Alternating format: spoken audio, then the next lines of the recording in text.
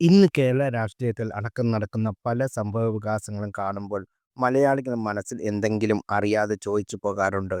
ശ്രീനിവാസനും ഇലുമിനാറ്റിയാണോ എന്ന്. അത്രത്തോളം ഗംഭീരമാണ് ഭാവിയിൽ കേരളത്തിൽ നടക്കാൻ സാധ്യതയുള്ള സംഭവവികാസങ്ങൾ ശ്രീനിവാസൻ തിരക്കഥയിലൂടെ പറഞ്ഞു പോയിട്ടുള്ളത്.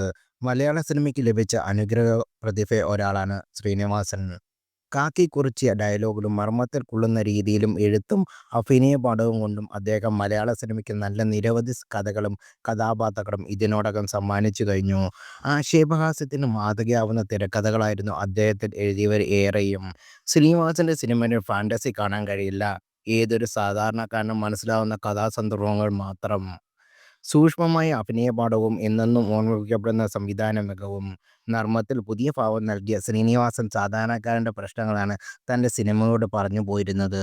അനാരോഗ്യം മൂലം കഴിഞ്ഞ കുറച്ച് വർഷങ്ങളായി അദ്ദേഹം സിനിമയിൽ സജീവമല്ല.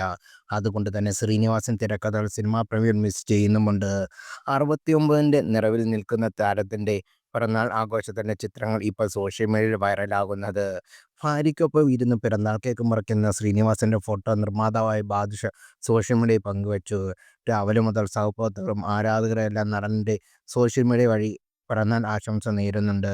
ഏറെ നാൾ അസുഖത്തെ തുടർന്ന് ആശുപത്രി ചികിത്സയിലായിരുന്ന ശ്രീനിവാസൻ അസുഖമൊക്കെ ഭേദമായി പൊതുവേദികൾ പ്രത്യക്ഷപ്പെട്ടു തുടങ്ങിയിട്ട് കുറച്ച് നാളുകളേ ആവുന്നുള്ളൂ. ശാരീരികമായി ഇപ്പോഴും ചില ബുദ്ധിമുട്ടുകൾ അലട്ടുന്നതിനാൽ സംസാരത്തിനും പരസഹായമില്ലാതെ കാര്യങ്ങൾ ചെയ്യുന്നതിനും ബുദ്ധിമുട്ട് അനുഭവിക്കുന്നുണ്ട്.